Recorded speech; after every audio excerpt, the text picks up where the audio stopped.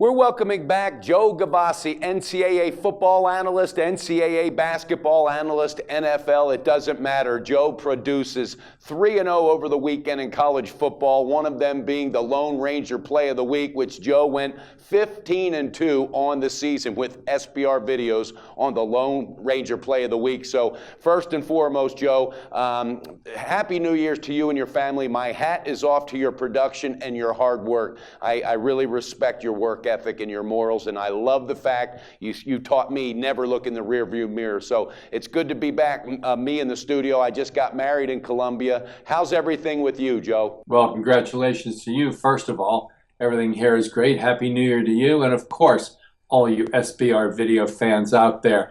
With just 12 football games remaining in the year, we are truly into basketball season, and this is our biggest money-making sport annually every year. So we look forward to making you more money in basketball than we did in football. Fantastic. Joe, Oklahoma is taking on Kansas. Depending on the poll, you could be looking at a number 2 and a number 3, and two very, very well-coached teams. Lon Kruger for Oklahoma and Bill Self for Kansas. I'm a big Lon Kruger fan, go way back to when he was at Florida, when he was at Illinois, and then he even took the Running Rebels to another level. I love this play. I love your take on it. And when you put this together, it was +6. Not even 2 minutes ago, it jumped up to +7.5.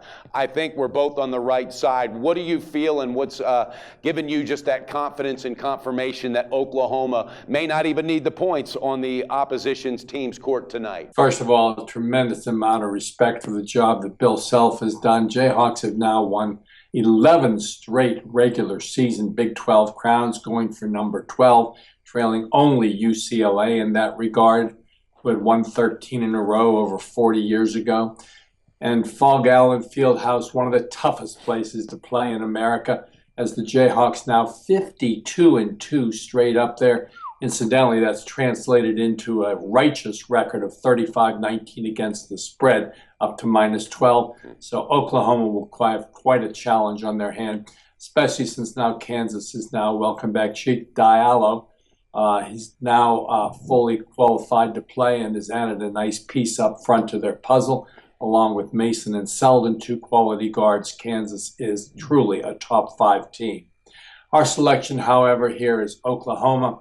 While the public was struggling with their selection on Baylor against Kansas and Kansas' wipeout of the triple avenging Bears on Saturday, Oklahoma was having their own issues putting away Iowa State. They trailed much of the game before rallying for a 4-point victory, keeping their record unblemished.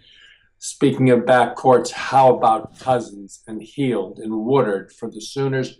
A veteran trio all, which lead the production for Oklahoma. Of course, Ryan Spangler up front will certainly hold his own against Kansas.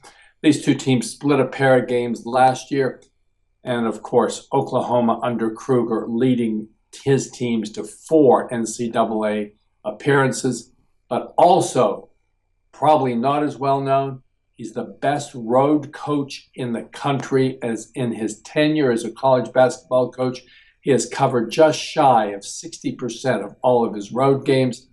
I think Oklahoma is actually the better team here. And with all respect to Fog Allen Fieldhouse, we're going to take the Sooners plus the generous 7.5 points for this possible outright victory. You know, Joe, I couldn't have said it any better, and I mean that with all due respect, because I've gone deep into my analysis with this as well, and had a 3-1 weekend for SBR videos in college hoops. But Kansas was one of those winners over the weekend for me in that blowout win against Baylor. And again, very well-coached team.